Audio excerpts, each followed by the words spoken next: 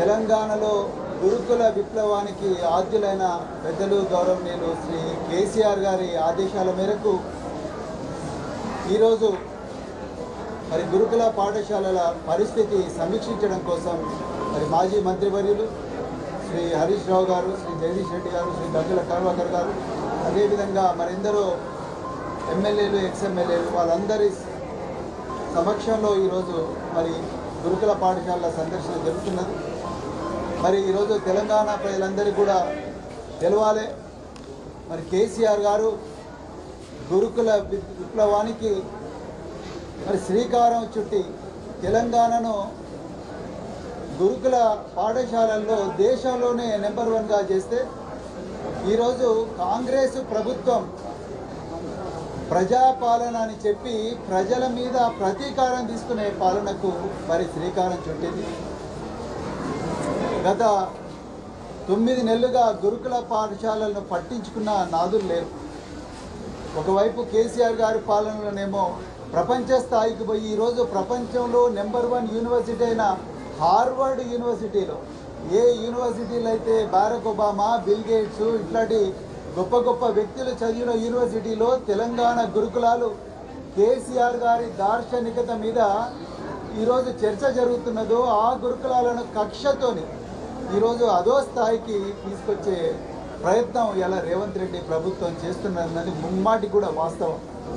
నిన్ననే మరి మా మాజీ మంత్రులు హరీష్ రావు గారు, అదేవిధంగా సవితా ఇంద్రారెడ్డి గారు నిన్న మరి శంషాబాద్ దగ్గర ఉండే పాల్మాకుల గురుకుల పాఠశాలల్లో అమ్మాయిల పరిస్థితి చాలా దయనీయంగా ఉందని అక్కడ కూడా విజిట్ చేయడం జరిగింది.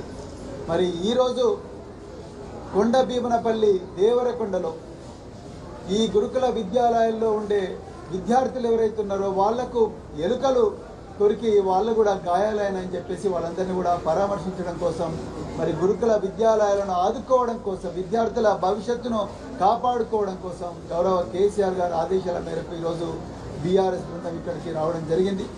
మరి మొట్టమొదట అసలు విషయం చెప్పాలంటే ఈ విద్యార్థులను పట్టించుకునే వ్యక్తులు కరువైంది. ఇలా ఇంత పెద్ద పాఠశాల, ఈ పాఠశాలలో దాదాపుగా 500 మంది విద్యార్థులు ఉన్నారు. కనీసం ఆ విద్యార్థులు ఫ్యాను గాలి కూడా నోచుకోలేని పరిస్థితి ఉన్నది. మేము ఇప్పుడు చాలా డామ్స్ కూడా తిరగడం జరిగింది. కొన్ని డార్మిటరీలు కురుస్తున్నాయి, నీళ్లు వస్తున్నాయి కాబట్టి ఆ నీళ్లను భూమి మీద పడకుండా, ఫ్లోర్ మీద పడకుండా మరి బకెట్లు పెట్టుకున్నారు విద్యార్థులు. ఫ్యాన్ గాలి వచ్చే పరిస్థితి లేదు, ఎందుకంటే ఫ్యాన్లే లేవు. మరి గాలి రావాలని చెప్పి విద్యార్థులు కిటికీలు తెరుచుకొని పండుకున్నారు. కిటికీలు తెరుచుకొని పండుకుంటే ఆ కిటికీల నుండి ఎలుకలు వచ్చి విద్యార్థులను కొరుకుతున్నాయి. దానివల్ల వాళ్ళకి గాయాలైనాయి. మరి కరెంటు పోతే విద్యార్థులు దుప్పటి కప్పుకొని, అది కూడా ఇంటి నుంచి తెచ్చుకున్న దుప్పటి కప్పుకొని పండుకుంటున్నారు విద్యార్థులు.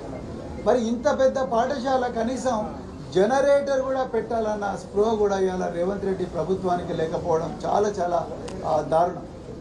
అదేవిధంగా పిల్లలకు ఇలా ఎలుకలు గరిచినాయి. అదేవిధంగా పిల్లలకు రేపు తేళ్లు గరిస్తేనో, పాము అడవులలో ఉన్నాయి స్కూల్స్, ఇవి తేళ్లు గరిస్తేనో పాములు గరిస్తేనే కనీసం యాంటీ స్నేక్ వీనం దాచిపెట్టుకోవడానికి హెల్త్ సూపర్వైజర్ వాళ్ళ దగ్గర, హెల్త్ డిస్పెన్సరీ దగ్గర కనీసం ఒక చిన్న రెఫ్రిజిరేటర్ కూడా లేని పరిస్థితి. ఇది ఈరోజు పాఠశాలలో ఉండే పరిస్థితి. యూనిఫామ్స్ ఏవి కూడా ఇంతవరకు పెద్దగా రాలేదు. 3 జతల యూనిఫామ్స్ ఇవ్వాలి, ఆ యూనిఫామ్స్ రాలేదు.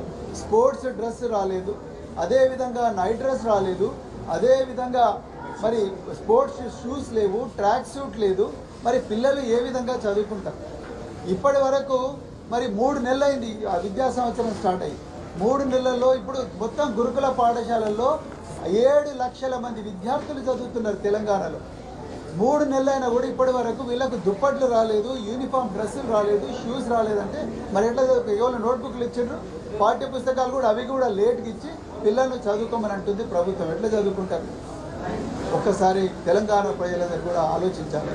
అదేవిధంగా